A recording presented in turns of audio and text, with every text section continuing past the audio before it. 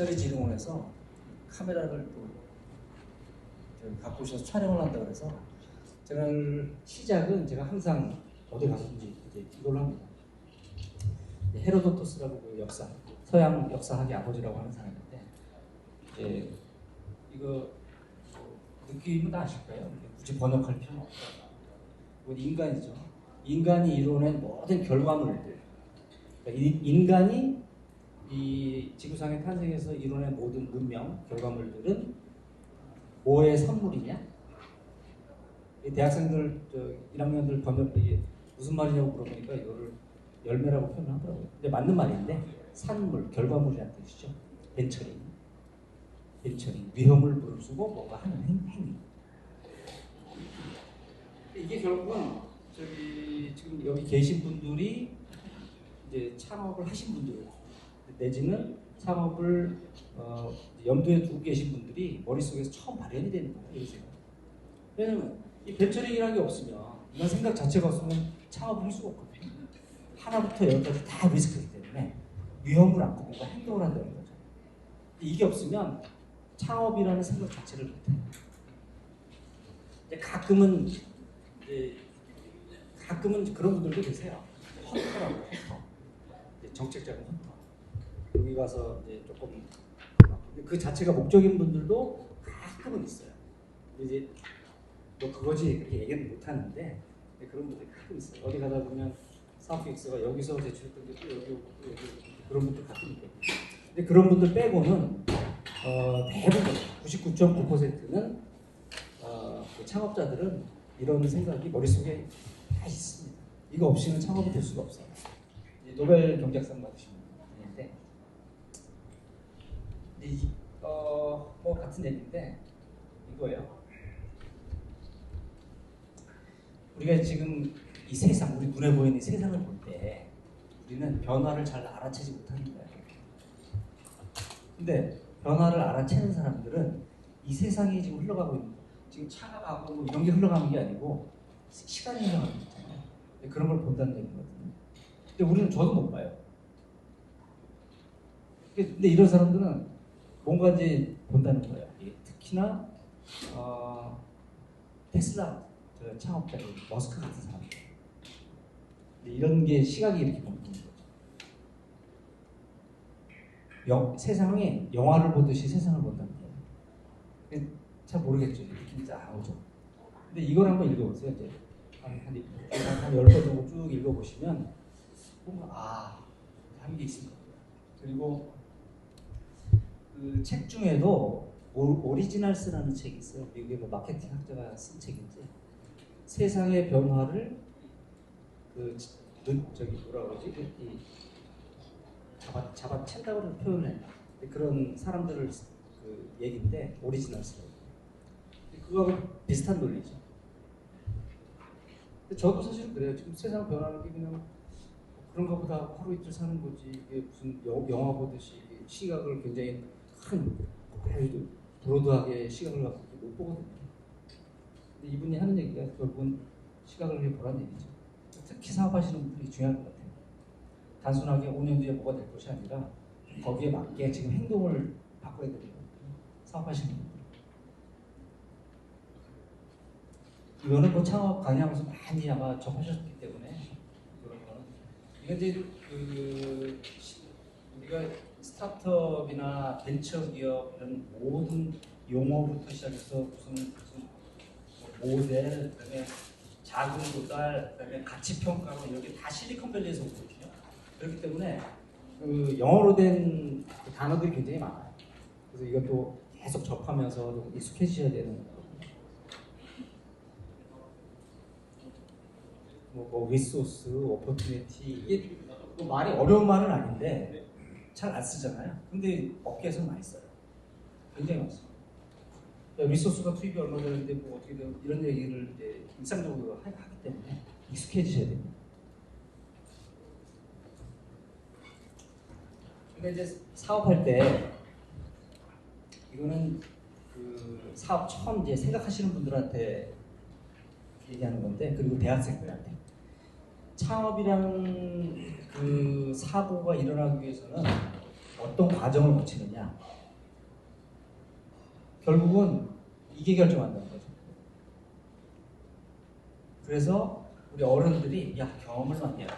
아르바이트 무조건 많이 해라. 이런 얘기 많이 하잖아요. 어른들이. 저도 제 아들 둘인데 아들 둘한테 좋은 대학 가려고 막 그렇게 애쓰는 것보다 차라리 딴 데 여기저기 경험도 많이 하는 게 더 낫다. 저도 그렇게 얘기해 주거든요. 근데 결국은 이런 것들이 모여서 이제 DB가 쌓이는 거죠.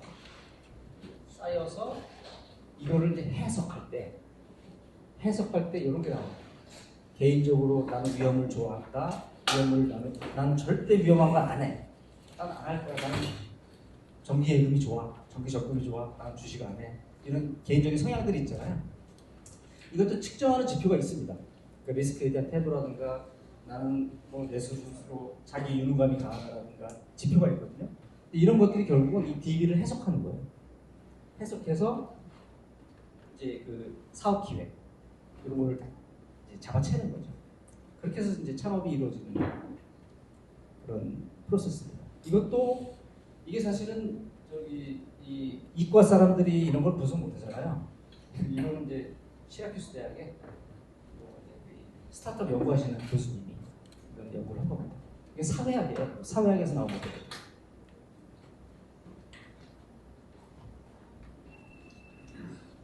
이거는 이제 사업 처음 시작하실 때 자꾸 이제 안 바뀌려고 하는 심리학적인 용어인데 현상 유지 분야. 지금 그대로가 좋지. 자꾸 이제 위험한 걸 안 하려고 하는 거죠. 새로운 도전. 그다음에 기업하시는 분들은 뭔가 새로운 설비 투자, 뭔가 새로운 것에 대한 투자.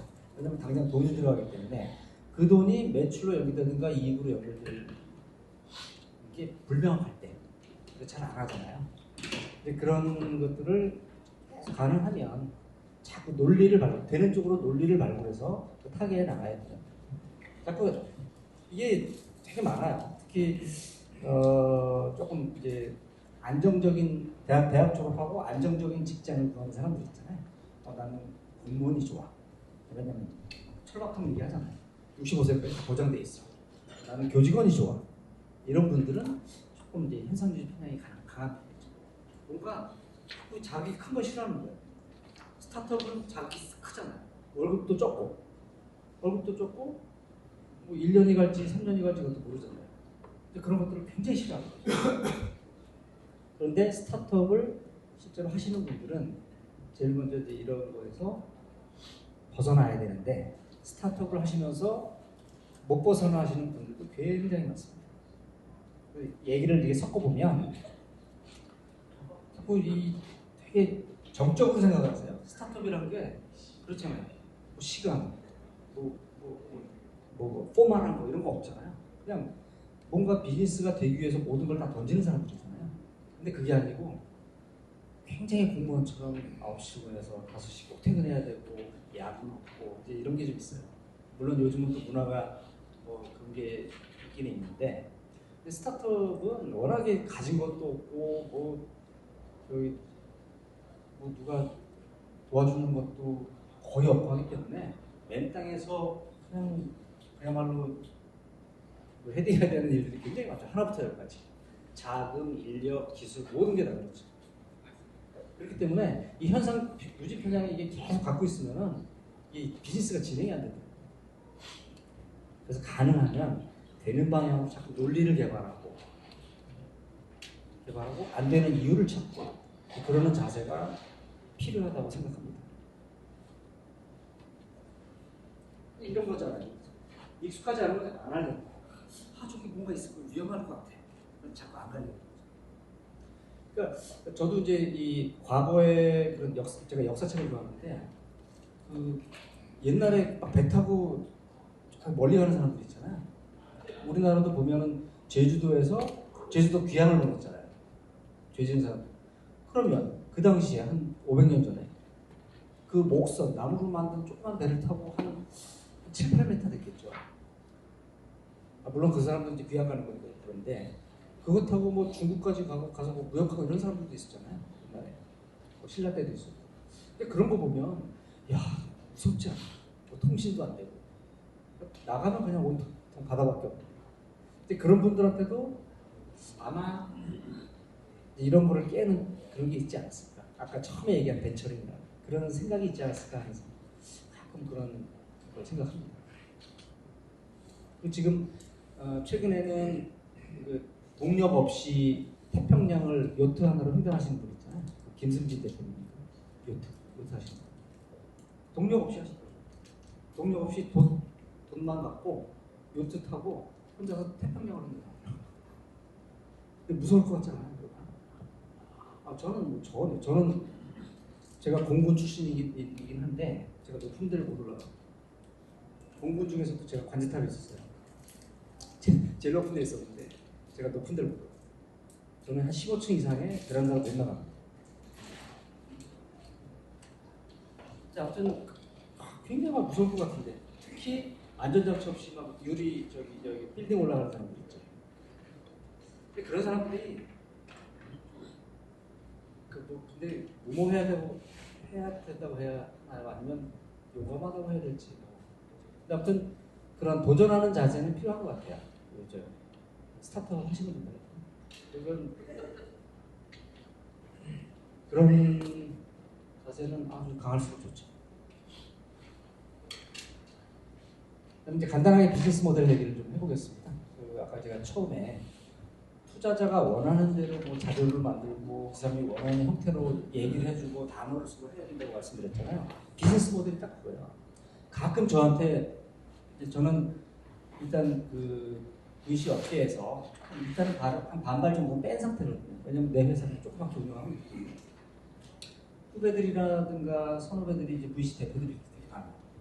한 5천억씩 운영하고 그러는 후배들 대표들이 많은데 가끔 이제 비즈니스 플랜을 들고 와서 소개 좀 해달라고 하는데 그런데 제가 소개해주는 건 뭐 별 문제는 아니에요. 그런데 저 역시 마찬가지거든요. 후배 대표한테 이걸 소개를 해줬는데 저 대표가 저 형님 뭐 이런 걸 소개해줘 이렇게 느끼면 안 되잖아요. 제가 좀 창피한 거죠.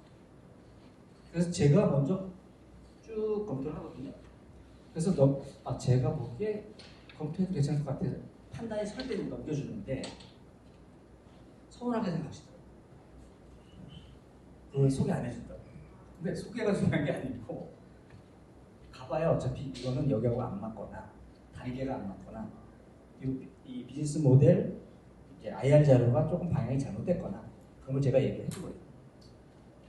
그런데 이제 또 이 당장 자금이 급하신 분들은 좀 서운할 수도 있죠. 그래서 그리고 그런 것도 있어요. 그냥 무조건 소개시켜요. 사람을 소개시켜달래요. 그럼 자기가 앞에 가서 설명을 하겠대. 그러니까 그것도 좀 거꾸로 된 게 모든 비즈니스는 뭐 자금 조달을 하든 안 하든 사업 계획서라는 게 정형화된 형태로 하나가 있어야 돼요. 모든 회사에. 그래야 방향이 맞게 가고 있는지 아니면 내가 혹시 잘못 길을 들지 않았는지 판단할 수가 있거든요. 근데 머릿속에서만 우리는 뭐 올해 30억 할 거야, 내년에 100억 할 거야 이거 하고 체계적으로 있는 거 이게 왜 중요하냐면 비즈니스가 성공하기 위해서 들어가는 리소스들이 있잖아요. 아까 얘기한 그 리소스들을 어떻게 조달을 하고 언제 조달하고 얼마큼을 조달하고 이런 게 다 들어가 있어야 됩니다. 근데 그게 없이 그냥 나는 뭐 이렇게 해서 이렇게 그냥 할 거야. 머릿속에서만 이런 상태에서 투자자를 만나봐야 그거는 서로 시간 낭비거든요. 그래서 이제 말씀드리는 거고 비즈니스 모델이 곧 IR 자료다 이건 아니에요. 그러니까 투자자에게 뭔가 제시를 할 때 이런 정형화된 형태로 투자 제안서라고 제시를 할 때 그 중에 상당 부분을 차지하는 섹터가 비즈니스 모델입니다. 비즈니스 모델이 IR 자료에 다는 비즈니스 모델이 들어가야 되고 그다음에 비즈니스 모델을 실현하기 위한 리소스 조달. 자, 그럼 마케팅은 어떻게 할 거며, 인원 조달은 어떻게 할 거며, 그다음에 투자자가 투자했을 때 어떻게 돌려주겠다, 엑시트 전략 이런 것들이 다 포함이 되는 거죠. 그게 유기적으로 딱 들어가서 투자자가 볼 때 그럴듯하게 보여야 됩니다. 제가 이제 자주 그 비유 드는 것 중에 하나가 그 우리가 아파트를 사기 전에 어디 가서 제일 먼저 모델하우스를 가잖아요. 근데 모델하우스 보고 분양 신청을 하는 거잖아요. 근데 우리 머릿속에는 그 모델하우스가 그대로 내가 신청한 지금 1705호야? 이게 그대로 있다는 가정하에 돈을 지불하는 거죠. 그렇죠. 근데 모델하우스에서 봤는데 모델하우스에 막 녹슨 자재를 썼다거나 제일 싼 벽지를 발라놨다거나 이러면은 분양이 안 되죠. 이런 논리로 한번 생각을 해보십시오. IR 자료에 녹슨 자재가 쭉 다 보이는 거예요. 벽지도 제일 싼 걸로 발라놨고. 그러면 투자자가 이걸 분양을 받겠어요? 그냥 안 받겠죠. 이제 그런 논리로 생각을 해보시면 이 IR 자료에 뭐가 담겨야 될지 좀 판단하실 수가 있어요. 그래서 그 중에 투자자한테 투자 제안을 할 때 제일 중요한 게 IR 자료인데 투자 제안서 그 중에서도 제일 중요한 게 비즈니스 모델. 어떤 물건이나 서비스를 누구한테 팔아서 얼마의 이익을 얻겠다. 단순하게 얘기하면 그거죠. 근데 비즈니스 모델도 또 이제 몇 가지로 또 분해를 좀 할 수 있어요. 이게 제가 구글링을 좀 많이 하는 편인데 미국에는 이런 미국 자료 중에 이런 아주 정리 잘 된 게 되게 많아요. 근데 이 국내 자료 중에 비즈니스 모델을 설명하기 좀 잘 없더라고요. 그러니까 두 줄로 뭐 설명해야 되고. 근데 얘들은 이렇게 딱 이 구분을 해서 리소스, 프로세스 느낌은 다 알잖아요. 굳이 번역할 필요도 없고요. 밸류 프로포지션, 프로핏 포뮬라 이게 진짜. 그러니까 이게 합쳐진 게 이제 비즈니스 모델이라는 거죠. 그럼 별건 없어요. 리소스. 자, 누가 할 거냐? 팀빌딩, 기술, 제품 또는 서비스. 유형 자산이 있냐 없냐. 제조업 같은 경우는 여기 있고 유통업 같은 경우는 창고가 있고. 그다음에 캐시가 사실은 제일 중요한 리소스예요. 비즈니스예요. 자, 이거는 이제 이게 뭔가 이게 전달하는. 그러니까 내가 만든 물건이나 서비스, 그다음에 캐시가 움직이는 그런 흐름, 프로세스, 밸류. 어디에서 그 가치. 이게 보이는 가치일 수도 있고 보이지 않는 가치일 수도 있습니다. 근데 보이는 가치는 이걸로 표현이 됩니다. 보이지 않는 가치는 브랜드로 표현이 되죠. 그래서 보이는 가치는 딱 이거거든요. 프로핏 포뮬라. 저는 사실 이거 제일 중요하다고 생각합니다. 프로핏 포뮬라는 이게 말이 한국말로는 이제 이익 방정식이라고 하는데 방정식이라고 하니까 뭐 되게 막 수학적인 게 있을 것 같은데 정말 별거 아닙니다. 프로핏 포뮬라가 뭐냐면 이거예요. 이게 핵심이거든요. 근데 사업하시는 분들이 물론 이거 다 알아요. 매출에서 원가 빼기에 이익이다. 이거 다 알죠. 다 알죠. 자, 그러면 여기에 이제 숨어 있는 게 있어요. 이거는 극대화하는 게 맞죠. 매출. 극대화. 익스펜스. 비용은 최소화하는 게 맞죠. 그렇죠. 그래야 이게 극대화가 되죠. 그렇죠. 이게 이제 숨어 있는 논리잖아요. 로직이잖아요. 그런데 같은 방향이에요. 이게 맥시마이즈 되면서 이게 같이 맥시마이즈. 이게 통제를 잘못하는 거죠. 그러니까 이제 이거를 논리적으로 생각을 해보면 이게 회사가 기업 가치가 늘어나려면 이게 맥스가 돼야 돼요. 그렇죠. 그럼 이게 반대로 가야 되거든요. 근데 이게 같은 방향으로 움직이는 거죠. 얘가 줄면 얘도 줄고. 그러면 회사라는 게 결국은 자산을 보면 그 자산이라는 게 이제 현금도 있고 재고 자산이 그게 결국 현금 흐름을 창출하는 거잖아요. 재무적으로 보면. 그렇죠. 그러면 자산을 활용을 잘못하는 거죠. 여기 극대화를 못 시키는 거예요. 그럼 자산, 재고, 비용 통제 이런 걸 한번 점검을 해볼 필요가 있습니다. 이게 되게 간단한 방정식도 아니죠. 이게 그냥 뺄셈이죠. 근데 숨어있는 논리를 좀 머릿속에 아주 심각하게 고민하면서 이런 것들을 매출 극대화, 비용 최소화, 이익 극대화라는 걸 머릿속에 두고 있으면 조금 뭔가 좀 생각이 달라지지 않을까 싶어요. 이게 앞에서 그 이익 방정식이라고 합니다. 별거 아니죠. 별거 아닌데 이걸 심각하게 생각을 안 해요. 기업 가치는 이거예요.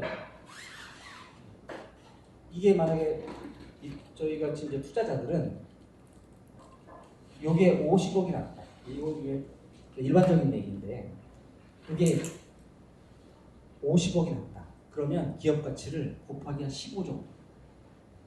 그럼 750억이죠. 이익이 50억이 났다. 물론 이제 업종에 따라서는 뭐 곱하기 30, 곱하기 100 주는 경우도 있는데 일반적으로는 제조업은 한 7이나 8 정도. 그다음에 뭐 플랫폼 같은 경우는 많이 줄 때는 30, 바이오 같은 경우는 50, 100. 근데 이게 뭐냐면 결국은 투자자들이 볼 때 야, 너네 계획, 사업 계획이 제대로 그대로 정말 된다고 했을 때 10년 후에 이게 맥스가 되고 최소화가 돼서 이익률이 50% 정도 되겠네. 그랬을 때 기업 가치를 굉장히 많이 주고 당장은 없는 건 아니에요. 당장 매출 보고 들어가는 건 아니거든요.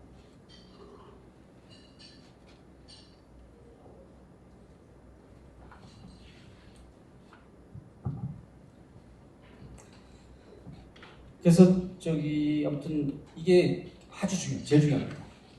이거를 머릿속에 넣고 사업을 하는 것과 이게 머릿속에 없는 것과 단순하게 재무제표에서 뭐 그런 문제가 아니에요.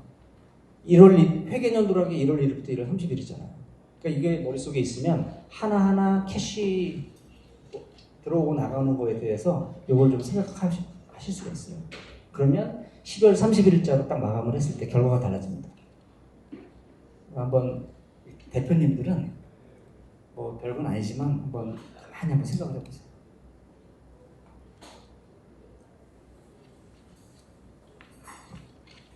그 다음에 이제 프로핏 모델, 이거는 돈 버는 방식을 정리를 한 건데, 이거 외에, 이 카테고리 외에 다른 게 또 뭐 있을 수는 있을 것 같은데, 일반적으로 5개로 구분을 합니다. 그러면 지금 내 사업은 어디에 속하는지, 그걸 한번 보세요. 대부분은 이거죠.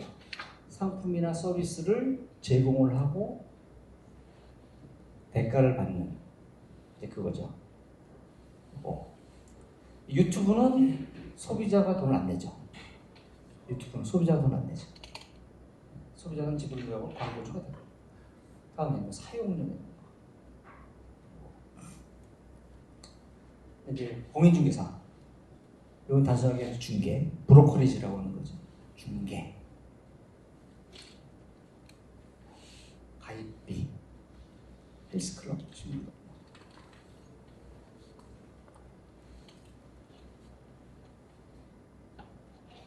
이거 외에 뭐 다른 것도 또 뭐 있을 것 같긴 해요. 요즘은 하도 그 혁신적인 모델들이 많이 나오니까 뭐 있을 것 같은데 크게 벗어나지는 않을 것 같아요. 그래서 비즈니스 모델 설계할 때도 명확하게 우리는 우리의 이익을 창출하는 거는 이거 더하기 이거다. 내지는 이거 더하기 이거다. 그래서 명확하게 규정을 해서 제시를 해야 되는 겁니다.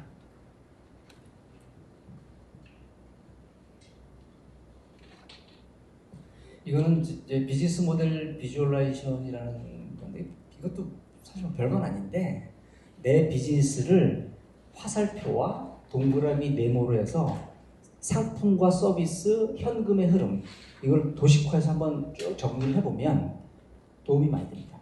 머릿속으로 정리가 좀 돼요. 근데 하다 보면 이게 안 나오는 경우가 있어요. 야, 우리는 이렇게 이거 아닌데? 그러면 뭔가 오류가 있는 겁니다.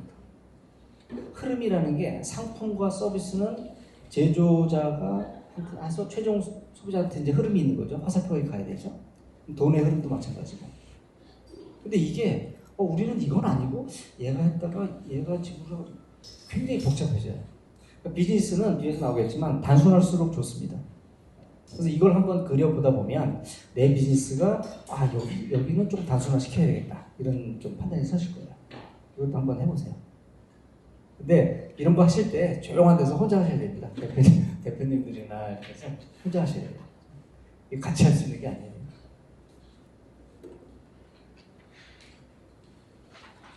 그다음에 이제 요즘 하도 플랫폼 해서 제가 이제 플랫폼을 하나 그냥 간단하게 정리를 했는데 섹션으로 뭐 유래는 그렇죠. 16세기 때 극장, 무대죠, 무대. 사람들이 이걸 플랫폼이라고 했답니다. 19세기 들어오면서는 이제 사람들이 기차를 타고 내리는 그 장소, 그거를 플랫폼이라고 했고, 지금은 플랫폼이라는 개념이 이렇게 돼 있죠. 가상 공간에서의 뭔가 그 가치 교환, 그다음에 유통, 제조가 이루어지는 그런 가상 공간을 플랫폼이라고 좀 정의를 합니다. 플랫폼이 중요한 게 왜 그러냐면 이게 아무튼 사람이 많이 몰려들면 뭔가 거리가 많이 생겨요. 우리 제 또래 정도 되는 분들이나 저하고 좀 40대 이상 되신 분들은 옛날, 지금도 조금 그런 게 있는데 옛날 기차역 가면 온갖 파는 거 되게 많았잖아요. 광장에 옛날에 냉차도 팔고 뭐 뻔데기도 팔고 막 그랬잖아요. 근데 그런 기회, 신문 가파대도 많이 생기고 그런 게 엄청나게 생긴다는 거죠. 카카오가 그렇잖아요. 처음에 사람들을 잡아놓으니까 온갖 걸로 막 확장을 엄청나게 하는 거예요. 네이버도 마찬가지고 처음에는 검색만 하다가 지금 뭐 스마트폰 쓰고 안 파는 게 없잖아요. 그 플랫폼의 이제 효과라는 거죠. 락인 효과라고 그러죠. 그래서 보면 플랫폼 비즈니스하고 이제 일반적인 비즈니스가 조금 이제 차이를 여기 규정을 해놨는데, 플랫폼 비즈니스는 뭐예요? 네트워크 효과로 사용자 경험 확장, 락인 스트레티지죠. 일단 사람들을 떠나게 하면 안 돼요. 무조건 어떻게 해서든지 잡아놔야 되는 거죠. 전략이라는 게. 그런데 여기서는 뭐예요? 일반적인 비즈니스는 파이프라인 비즈니스라고 합니다. 이게 파이프라인에서 일방이지, 일방. 여기서는 뭐가 중요해요? 싸게 만드는 게 중요해요. 그래서 여기서는 전통적으로 규모의 경제. 규모의 경제라는 게 경제학적으로 정의를 하면 한 개당 생산 단가를 떨어뜨리는 거거든요. 기계, 사람이 하면은 이거 하나 만드는데 뭐 3일 걸리는데 기계로 찍어놔니까 뭐 1시간에 2만 개 찍어내고, 그럼 생산 단가가 훅 줄어들잖아요. 한 개당 생산 단가. 그런 좀 차이가 있는 거죠. 그래서 이런 용어들이라든가 그림 이런 거 익숙해지시면 내 사업 계획서를 짤 때 응용을 하게 돼요. 그래서 사업 계획서가 아주 좀 논리적이고 체계적으로 나오죠. 그냥 기존에 말로 썼던 게 이런 식으로 표현이 되는 거죠. 그러면 그냥 봐도 조금 고급스럽잖아요. 뭐 있는 것 같고. 그렇죠. 그래서 사업 계획서를 투자자들이 이렇게 봤을 때, 저도 옛날에 운영본부장 할 때는 1년에 한 500개 이상 보거든요. 사업 계획서 들어오는 게. 쭉 그냥 봐요, 이렇게. 보다가 눈에 띄면은 이거 이따 다시 봐야 되고, 쭉 보다가 뭐 이렇게 만들었어. 그냥. 그래서 이쪽으로 가게 만들어야 돼요. 그럼 이거를 아주 잘 만들어야겠죠. 다음은 이제 제일 중요한 얘기인데요. 돈 얘기입니다. 왜 나는 투자를 못 받느냐 이게 아니고, 저 사람은 예를 들어서 이런 거죠. 저희 이제 펀드 매니저잖아요. 저 스타트업 투자하는 펀드 매니저. 내 머릿속을 한번 들어가 봐야 돼요. 이 사람은 무슨 생각을 하고 있을까? 그리고 어떤 걸 좋아할까? 그 다음에 이 돈은 어디서 오는 걸까? 개인 돈 아닐까? 그렇죠. 저도 펀드 운용을 한 4,500억까지도 해봤는데, 제 돈 1원도 없거든요. 그럼 나는 어떤 기준으로 투자를 해야지? 이런 것도 좀 아시면 되게 도움이 돼요. 1년에 지금 펀드가 새로 조성되는 게 한 400개 되려나? 그러니까 금액으로는 한 한 3조에서 4조 될 겁니다. 매년. 그러면 3조라고 쳤을 때 한 회사당 10억씩 투자를 하면 3,000개 투자하는 거죠. 1년에.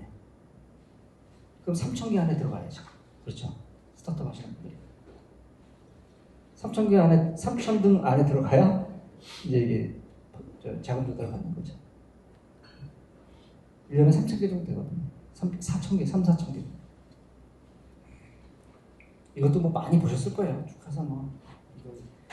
여기 가보지도 않은 사람들이 데스벨을 자꾸 얘기하고 그러는데. 저도 안 가봤어요. 저기 들어가면 거의 뭐 못 나온다고 해서. 그래서 이거를 제가 좀 체계적으로 정리를 좀 해드릴게요. 요거 2장이에요. 요 2장. 이렇게 3장으로 정리를 해드릴게요.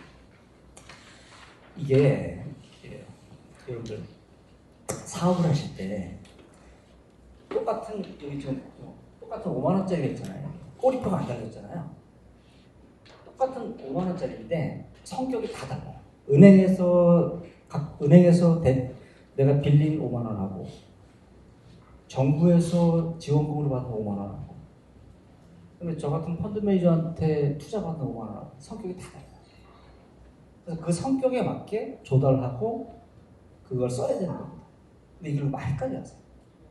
그리고 아까 제가 말씀드렸다시피 투자자, 벤처 캐피탈에 투자를 해달라고 오면서 몇 퍼센트 드리면 돼요? 이제 이런 질문.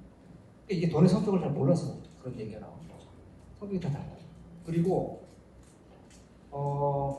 이게 아주 뭐 정형화된 건 아닌데 이런 게 있어요. R&D 자금 있잖아요. 처음에 초기 제품 개발 이런 거는 정책 자금을 하는 게 맞아요. 그거는 벤처 캐피탈이 돈 대주지 않거든요. 처음에 뭐 연구하고 그러니까 벤처 캐피탈이라는 거는 굉장히 탐욕스러운 금융 자본이에요. 성격이.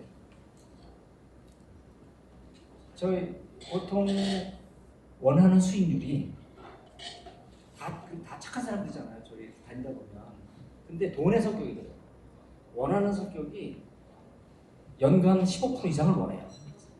이 펀드 매니저들. 돈의 성격이. 사람이 그런 건 아닌데. 그래서 센 애들은 30%까지 오고. 그 정도 기대가 돼야 들어가는 거죠. 연 30% 이상 나올 걸로 기대가 돼야 들어가는 거죠.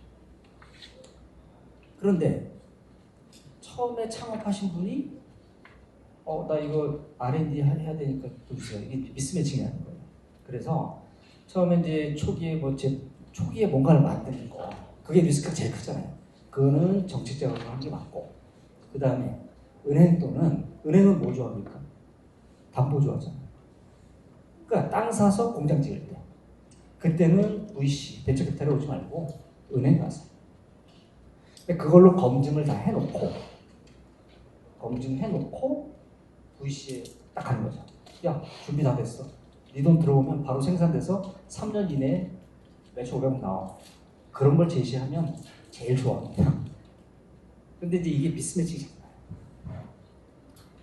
그러다 보니까 이 정도에 왜 투자를 안 해주지 이런 게 나오는 거고 VC의 성격을 잘 모르다 보니까 왜 정부는 정부 VC는 금융자본이거든요. 금융업자들이에요. 근데 금융업자한테 가서 왜 이거 안 해줘? 이러면 안 돼. 그래서 스타트업 인베스터 투자하는 거는 은행하고 이제 이런 걸 일단 빼고요. 스타트업 투자자는 크게 보면 세 종류가 있어요. 세 종류가 있는데 대부분 99%는 이겁니다. 그러니까 법적으로 명칭들이 다 투자 조합이에요. 펀드라는 말을 못 써요. 우리는 이쪽은. 여기는 관할리 중소기업이고 이게 금융감독원이 아니에요. 금융감독원이 우리 여기에 있는 펀드를 전혀 뭐 검사라든가 실사라든가 이런 거 못해요. 이거 중기부가 감독을 하게 돼 있습니다. 중소기업부가 99%가. 그래서 여러분들은 민원 제기할 때도 금융감독원 하시면 안 되고 중소기업부에 하셔야 돼요. 혹시 뭐 스타트업 투자 관련돼서 민원 제기했을 때 금융감독원 가봐야 거기는 관할이 아니니까 다 중소기업부입니다. 그 다음에 소위 말하는 사모펀드들도 요즘은 이제 어느 정도 단계가 된 스타트업들 투자를 하거든요. 경영권 인수라든가 이런 걸 합니다. 근데 여기는 이제 금융감독원이죠. 이건 금감도. 요거는 이제 증권사. 근데 증권사에서도 요즘 그 신탁 계정을 통해서 조금 스타트업 투자 많이 해요. 그 PB들 있잖아요. 개인 자산가들. 그분들 돈을 모아서 신탁 계정에 모아서 그 돈으로 스타트업 투자를 합니다. 그래서 크게 보면 요 세 덩어리예요. 그리고 엔젤 투자 뭐 이런 것도 있는데 엔젤 투자도 개인 투자 조합에 있는 형태를 통해서 좀 많이 하기 때문에 여기에 포함시키면 됩니다. 그래서 크게 세 덩어리가 이제 자금이 스타트업이나 벤처기업에 들어올 수 있는 자금의 원천이라는 거죠. 그러면 얘들을 조금 이제 분해를 해볼게요. 이렇게 있어요. 자, 보셔요. 이 관할 법이 다릅니다. 저는 관할 법. 요거는 벤처 투자 추천, 요건 중소기업부, 요건 여신 전문 금융업법이라, 요건 금융감독원, 요거는 농림, 이게 저기 그 농업과 식품 쪽 하시는 분들, 거기는 이제 이쪽으로 가시면 되는데, 이거는 농림부 돈이 들어오는 거예요. 그래서 아까 앞에서 얘기했던 게 대분류라고 하면, 요거는 좀 소분류입니다. 소분류는 이렇게 돼 있어요. 그래서 대부분 이게 한 90% 정도 되고요. 벤처 투자 조합이라는 게 90%, 요게 나머지 좀 있고, 요게 조금 한 2, 3%, 1, 2% 정도. 이거는 1년에 펀드가 한 5개 정도? 5개에서 10개 사이로 이제 나와요. 펀드의 기본 규모가 한 100억 정도, 기본. 이것도 한 100억에서 200억 정도. 그래서 연간 한 3조 원 정도가 이제 그 우리 스타트업에 들어오는 재원이 이제 매년 조성이 됩니다. 많을 때는 한 4조가 좀 넘고 적을 때는 3조 정도. 그래서 평균 투자 금액을 10억이라고 쳤을 때 3,000개에서 4,000개 정도. 많을 때는 4,500개. 그 통계는 저기에 있어요.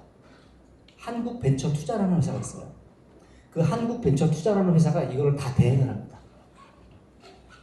이거를 촉발하거든요. 중기부 산하기관인데 거기에 들어가시면 펀드 이름부터 지금 얼마가 투자됐고 얼마가 남았는지, 이 펀드는 주 투자 대상이 뭔지 다 나와 있습니다. 그래서 그걸 한번 보시면 나한테만, 내가 만약에 난 제조업을 한다. 그러면 제조업 전문 투자 펀드를 찾으면 돼요. 거기 들어가서. 그래서 그쪽에다 그 투자 제안서를 보내면 되는 거죠. 나는 제조업을 하는데 게임을 투자해야 되는 펀드에 보내면 안 되잖아요. 그건 당첨 가능성이 없잖아요. 보통 펀드들을 만들 때 뭐 게임 투자 펀드 이러면 게임의 70%, 나머지는 아무 데나. 보통 이렇게 하거든요. 근데 게임에 해야 되는 건 정부에서 딱 정해놔요. 그럼 그 70%는 게임에다 하고 나머지는 아무 데나 해라. 그런데 주 목적에 이게 해당 개들이 이게 성공하는 게 잘 없어요. 다 초기들을 만드니까. 그러니까 30% 중에 어느 정도 단계가 되는 거예요. 코스닥 가기 직전이라든가 이런 회사들에 이제 투자를 해서 거기서 이익을 좀 많이 내서 평균 수익률을 맞추는 거죠.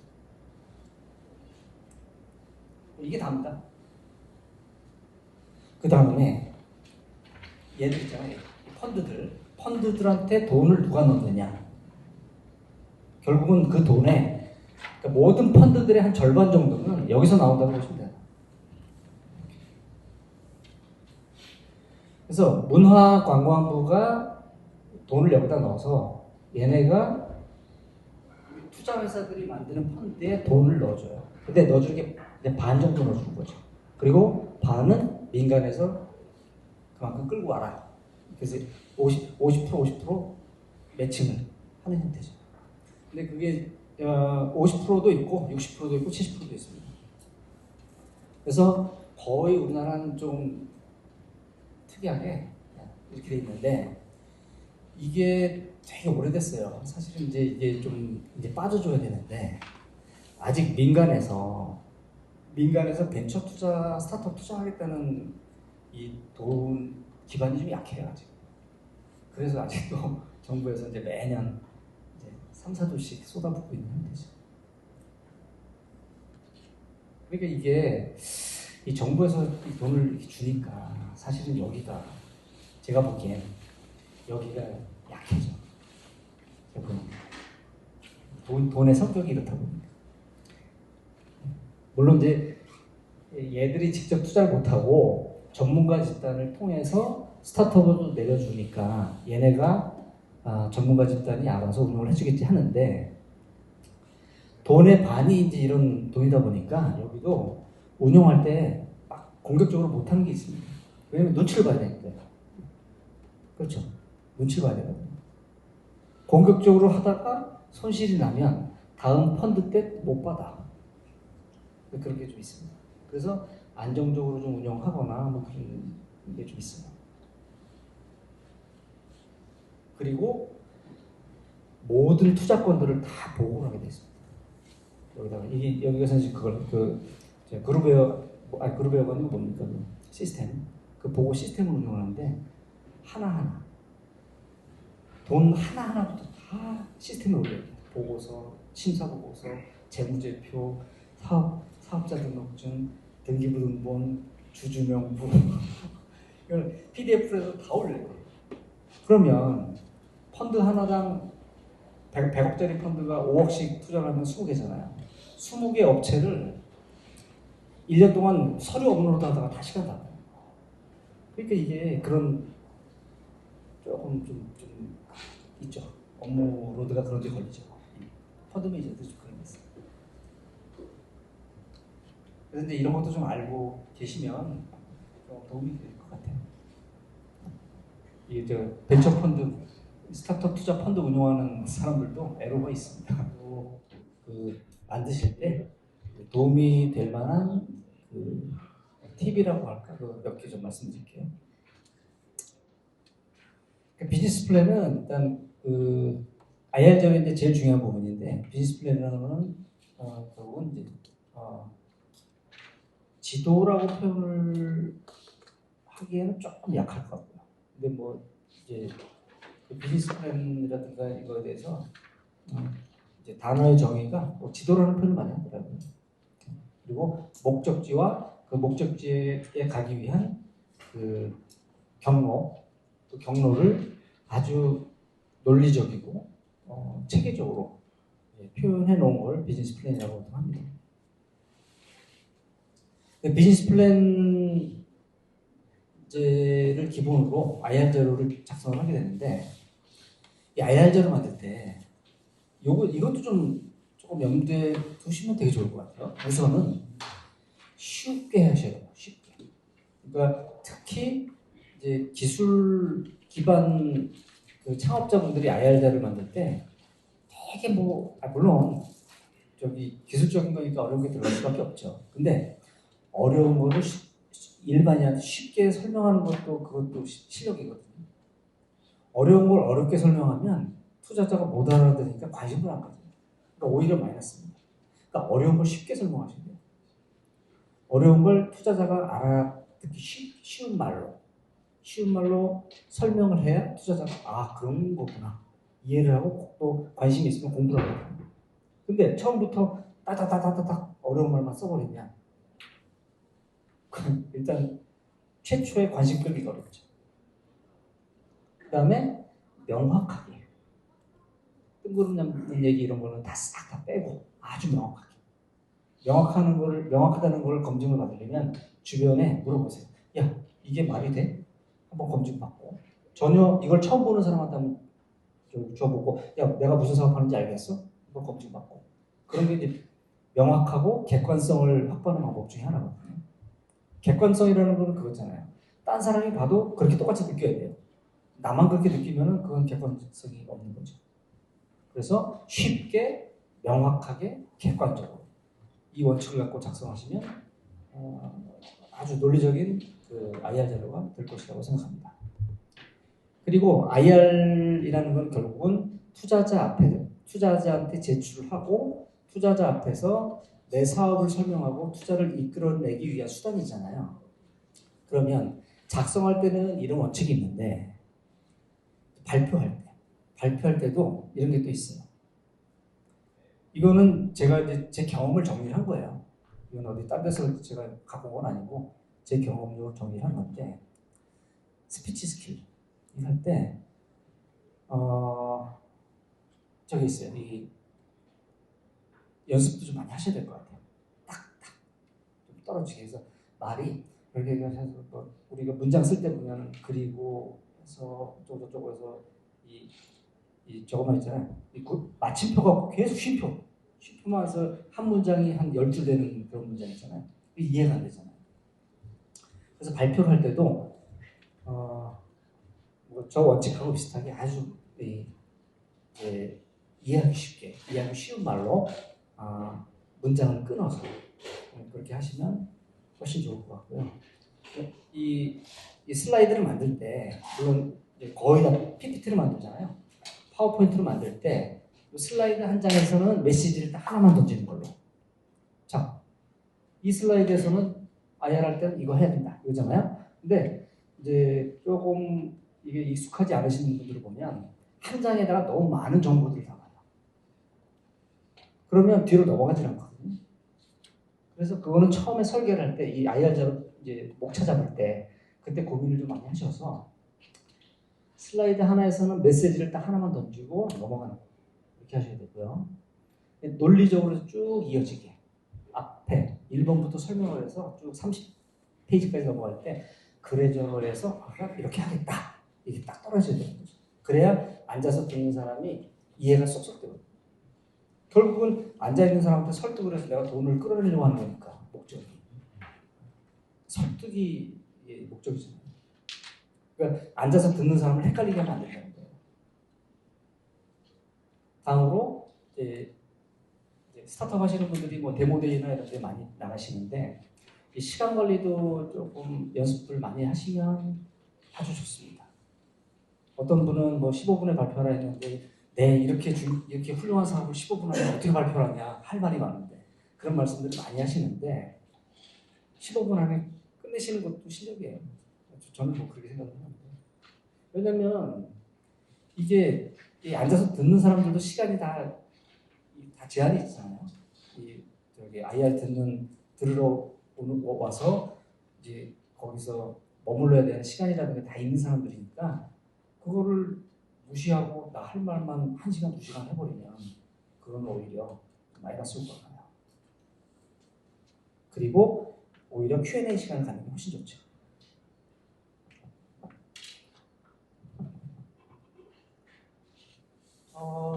이건 조금 뭐 읽어보시고요. 네, 이것도 뭐 기업 가치로 기업 가치가 잘 와닿진 않잖아요. 이것도 핵심은 뭐에 있냐면 이거 있어요. 불확실함. 예측하는 거. 그렇죠. 얼마나 이게 저게 어렵겠어요. 불확실한 예측을 예측하는 거예요. 불확실한 숫자, forecast. 불확실한 숫자, 그것도 5년 뒤, 10년 뒤의 숫자를 불확실한 거를 예측을 해서 그걸 또 수치화해야 되는 거죠. 그게 얼마나 어렵겠어요. 근데 여기 계신 분들이 투자자한테 가서 그걸 설명을 해야 되는 거예요. 5년 뒤, 10년 뒤 거.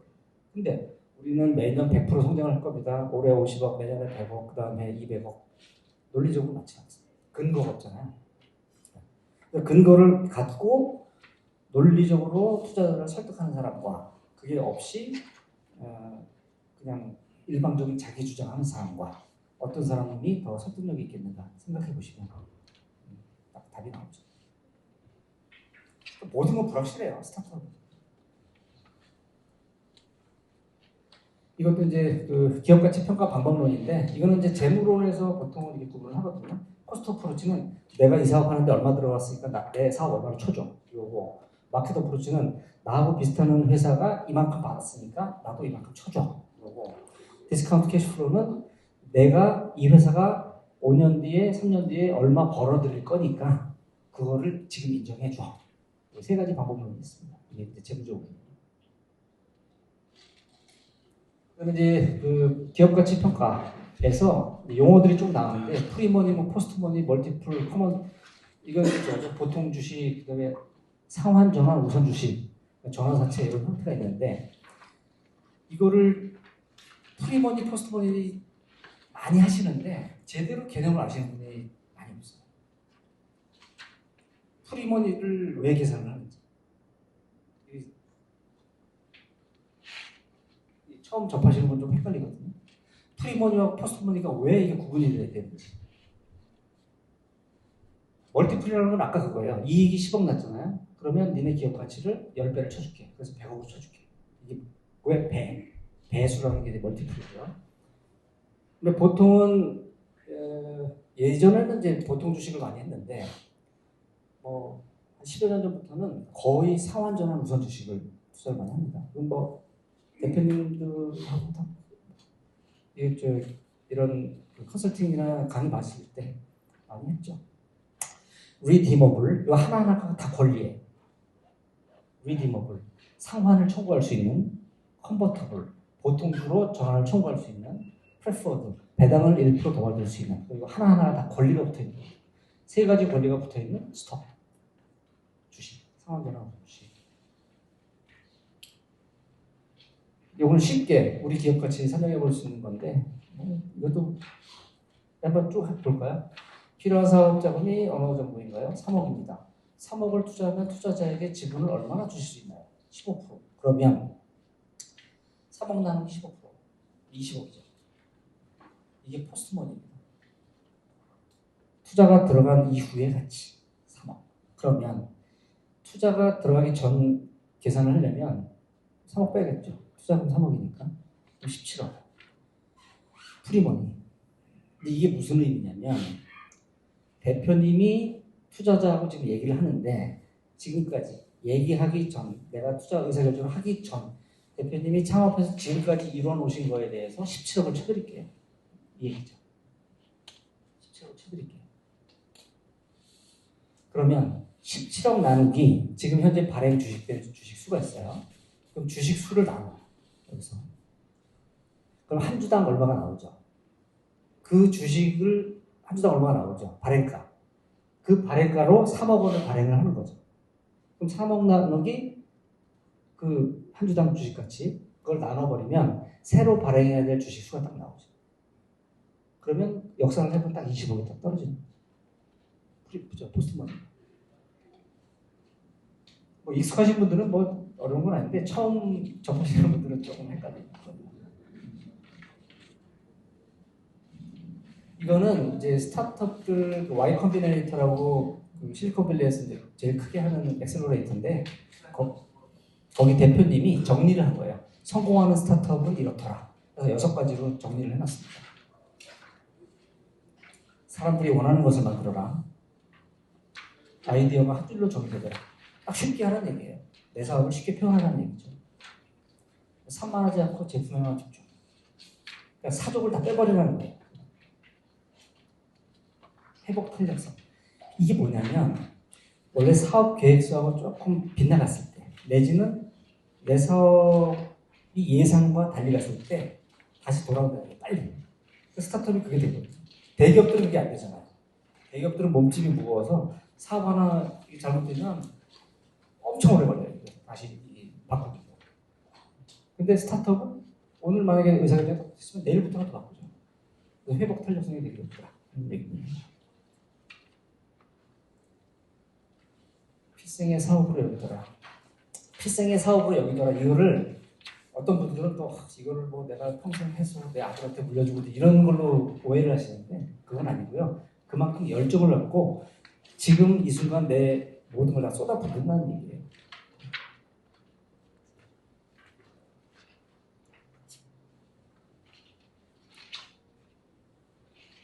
관리자 되기를 주저하지 않더라. 이게 창업자들이 이제 특히 이거는 그런 분들이 많아요. 엔지니어분들. 이건 나는 재무는 모르니까 누가 와서 재무만 주죠. 그게 아니고 오히려 그 엔지니어 하신 분들, 이과 출신들이 재무 숫자를 다루는 거기 때문에 재무를 더 잘 하시거든요. 근데 대신 공부를 하셔야 된다. 남한테 맡길 생각만. 스타트업이 의외로 돈 관리 잘 못해요. 그 새는 돈이 많아. 제가 이렇게 실사를 나가보면 안 내도 되는 거예요. 그러니까 법인 같은 경우는 법인 인증서 같은 거 11만 원씩 내잖아요. 공인인증서. 법인은 11만 원이잖아요. 그거 아까워요, 되게. 그러면 4,500원짜리 뭐 쓸 방법을 생각을 한다든가 11만 원 그냥 걸릴 게 아니에요. 근데 종이컵도 마찬가지고. 종이컵도 그냥 저 스타트업을 많이 다녔는데 엄청 많이 쓰더라고, 종이컵. 아니 그냥 머그잔 쓰면 되잖아요. 근데 그런 게 하나하나가 제 눈에는 다 저 돈으로 보여요. 그게 다 재무제표에 저는 보여요. 이게. 재무제표에서 1원, 2원 빠져나가는 거예요. 그래서 관리자 되기를 주저하지 않더라는 의미는 이제 그런 의미입니다. 그래서 오늘 제가 좀 뭐 뒤쪽에서는 좀 빨리 슬라이드를 넘겼는데요. 좀 궁금하신 것들 혹시 좀 있으실까봐 제가 좀 빨리 넘어갔고요. 아주 이제 뭐 어떤 것도 좋으니까 궁금하신 거 질문 좀 몇 개 있으시면 아주 쉽게 좀 제가 답변을 드리겠습니다.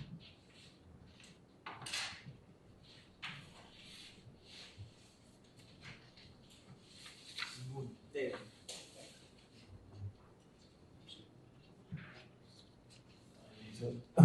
전 유영진이라고 합니다. 네, 반갑습니다. 마지막에 6가지 그 특징 말씀해 주실 때요. 네. 이 회복 탄력성이라는 게 피봇을 잘하는 그런 능력이라는 건가요? 피봇 그게 조금 넓게 생각하시면 될 것 같아요.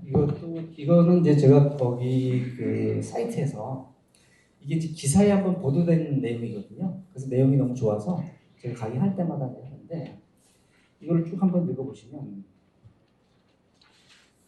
그렇죠. 조금 이거는 그거 같아요. 뭔가 피봇이라는 게 결국은 비즈니스 플랜이 계속 이제 바꿔 튜닝해 나가는 과정이잖아요. 이제 그런 거를 회복 탄력성이라고 이제 볼 수가 없고 여기 있죠. 많은 거절과 난관을 겪게 될 것이다. 거절과 난관. 그러니까 이런 게 결국은 뭔가 비즈니스 추진하면서 생각지도 못했던 것들, 내 생각대로 안 된다든가, 아니면 했는데 소비자들이 안 먹힌다든가, 그런 것들로 좀 해석을 하면 될 것 같아요. 그래서 피봇도 뭐 같은 개념이라고 저는 생각합니다.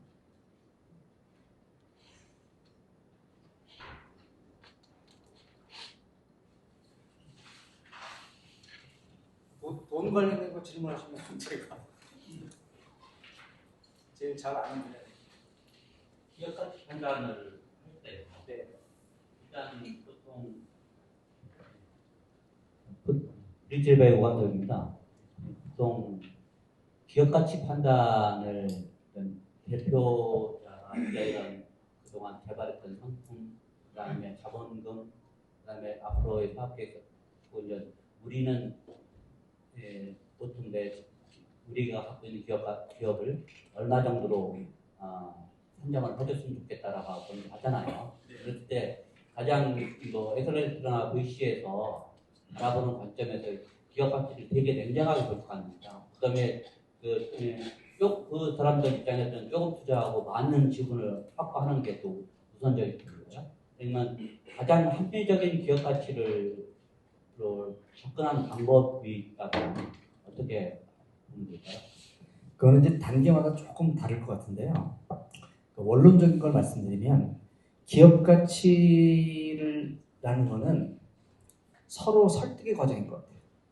그래서 우리 대표님 같은 경우 우리 회사 50억으로 평가를 해줘 했는데 VC나 투자자들은 대표님 그건 좀 과합니다. 30억으로 하시죠. 그럼 갭이 20억 있잖아요. 저희가 이제 실무적으로 이제 이런 말을 많이 해요. 말 한마디에 10억이 왔다 갔다 한다는 말을 많이 하거든요. 이게 왜 그러냐면 논리적으로 설득을 한다는 거죠. 그러니까 투자자도 50억을 제시하셨는데 내가 30억을 하면 논리적으로 그걸 설명하는 과정이 있어야 되거든요. 근데 그게 없이 아니야 30억 이런 건 없습니다. 대표님 그럼 좀 과하고 지금 단계가 이러저러한 단계이기 때문에 30억, 50억은 과합니다. 이렇게 논리적으로 말씀드리죠. 그럼 대표님은 거기서 그거 아니다. 이미 이 정도, 그러니까 사업 계획서에 나타나지 않은 것들로 어필을 하셔도 되고요.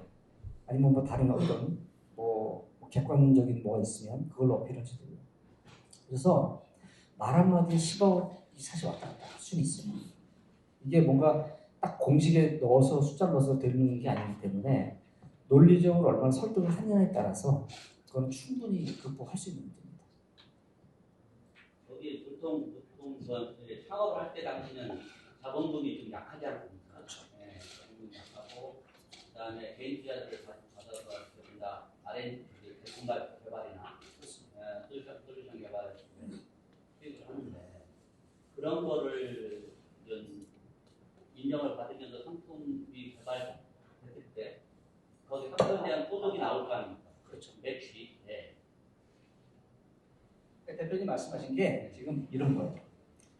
내가 지원 얼마 뽑아서 얼마에서 얼마 들어갔으니까 이런 개념이 좀 있는 거예요. 네. 근데 이런 거는 VC나 AC에서는 거의 안 써요. 이런 방식은. 제일 많이 쓰는 방식이 여기 쉽기 때문에 많이 써요. 쉽기 때문에 많이 쓰고 이 방식은 계산을 해야 되기 때문에 엑셀이 굉장히 복잡해요. 이거는 심사역이 하거나 아니면 회사 측에서 이걸 만들어서 제시를 하거나. 근데 제가 보기에는 이게 논리적으로 제일 맞아요. 근데 이게 하기 어려워요. 그래서 대표님 말씀하신 거는 지금 이제 이 접근법으로 말씀하신 것 같은데 이 접근법은 거의 쓰시잖아요. 이거는 어디에서 많이 쓰냐면 그 프랜차이즈에서 매장 하나 사고 팔 때 그럴 때는 저기 인테리어 얼마 들어갔고 그다음에 권리금 얼마 들어갔고 거기에 조금만 얹어서 줘. 그런 개념이죠. 근데 이제 대표님처럼 법인 하시는 분들은 중요한 건 대표님의 개인 경력도 아니고 직원들의 그것도 아니고 그 법인의 이익 창출 능력. 그게 제일 중요하거든요. 물론 이익 창출 능력이 보여주기 위해서는 팀이라든가 이제 다 영향을 미치긴 하지만 결국은 그걸 보여줘야 돼요. 그 법인의 이익 창출 능력. 그래서 앞에서 이제 뭐 있잖아요. 이익 방정식. 이익 방정식. 이 창출 능력을 보여주는 게 제일 중요해요. 이걸 강조를 하셔야 돼요. 그래야 10억, 20억을 기업 가치를 더 받을 수 있는 거죠. 진짜 그렇습니다.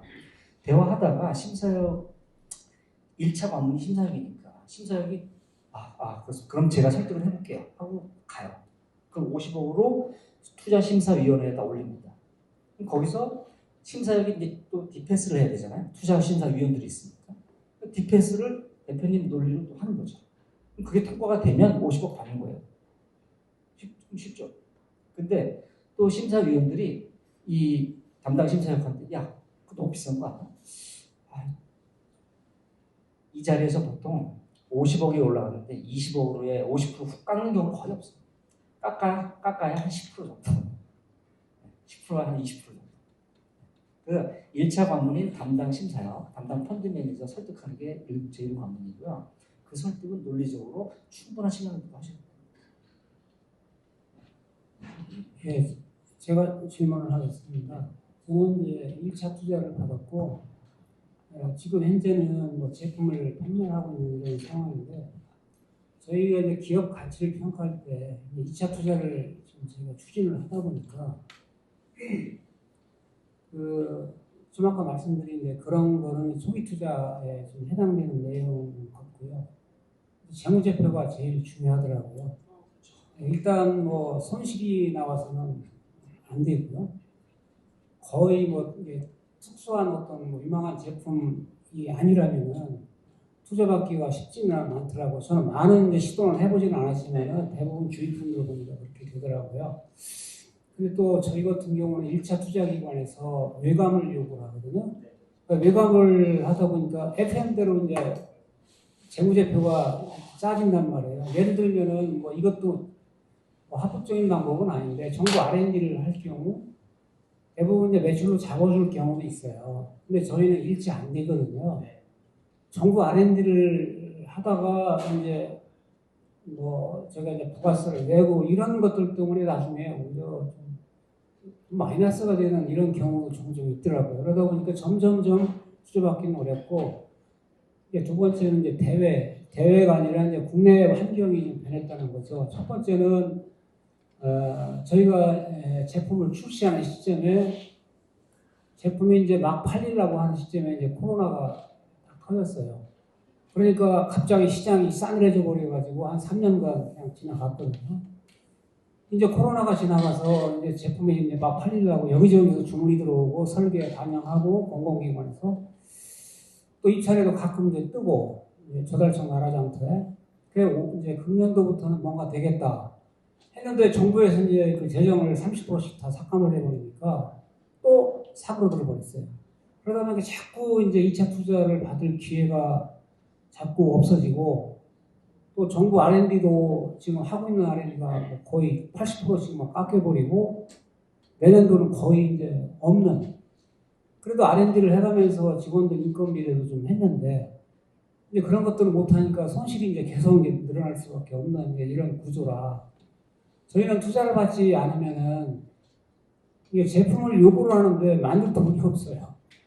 그러면은 이제 지금까지 설명해 주신 여러 가지 좋은 말씀을 저희가 반영을 해서 가치 창출을 하고 이익을 창출할 수 있는 수단이 크게 제한되거든요. 그래서 이걸 어떻게 돌파할까 좀 고민이 좀 많은 상태예요. 뭐 갑자기 정부 재정이 좋아져가지고 이렇게 풀어진다면 해결되겠지만 뭐 내년까지도 뭐 어렵다고 하니까 그래서 사업을 운영을 해야 될지 여기서 그냥 포기를 해야 될지 정말 그런 상황에 지금 솔직히 있습니다. 그래서 아이템은 정업도 많고 뭐 대기업하고 지금 이제 기술 개발을 해서 실제 적용도 앞두고 있는데 회사가 이제 재무제표가 이제 그런 상태니까 조금 좀 회사 가치를 낮게 봐요.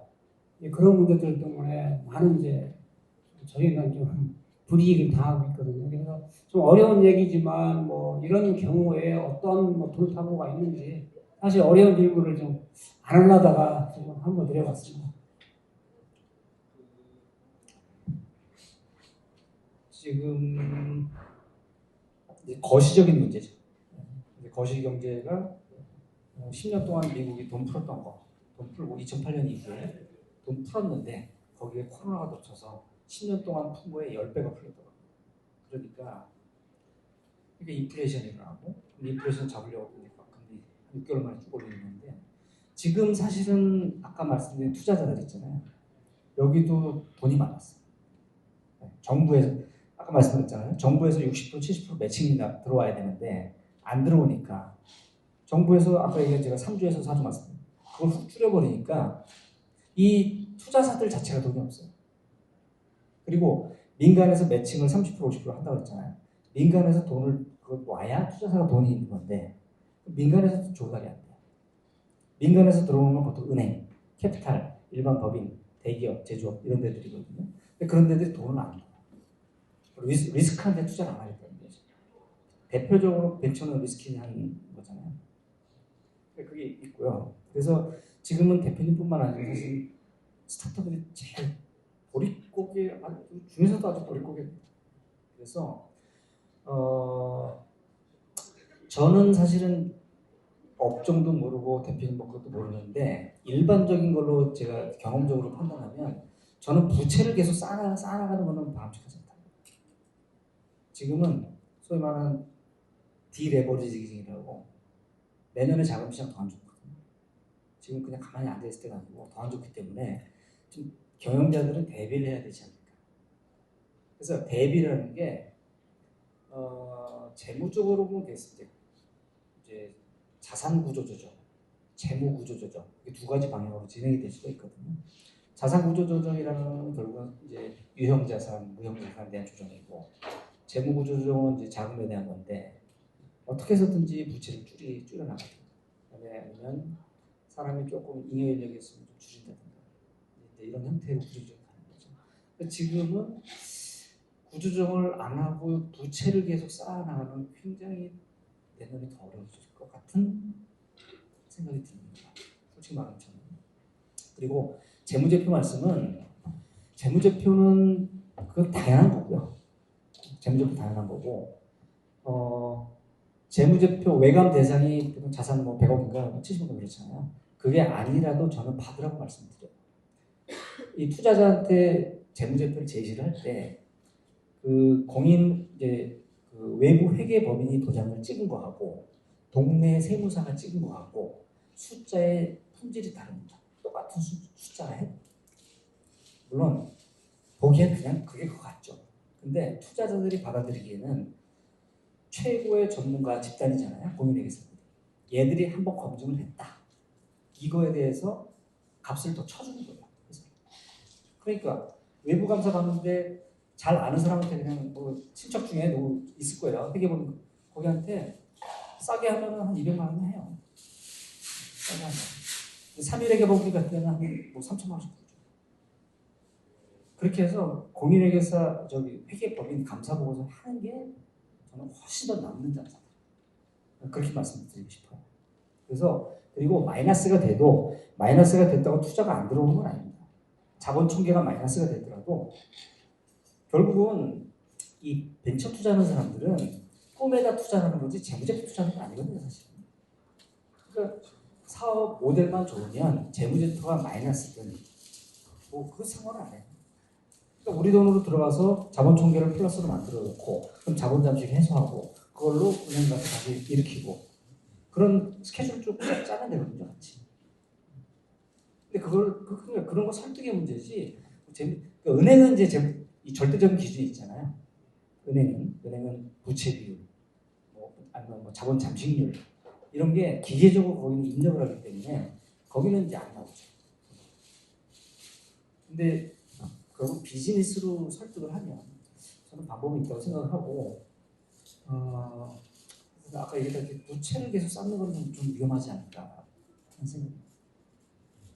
자본금 증자를 부채를 양수로 있고 근데 자본금 증자라는 게 결국은 이제 대주주가 내 돈 넣어서 이제 해야 되는 거잖아요.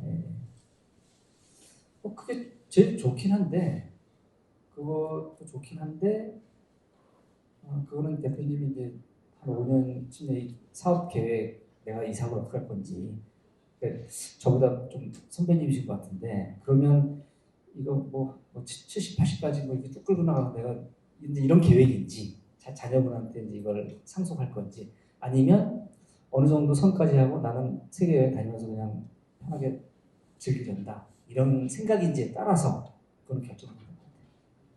오늘 좋은 강의해 주신 스노우볼 벤처스 남인혜 대표님께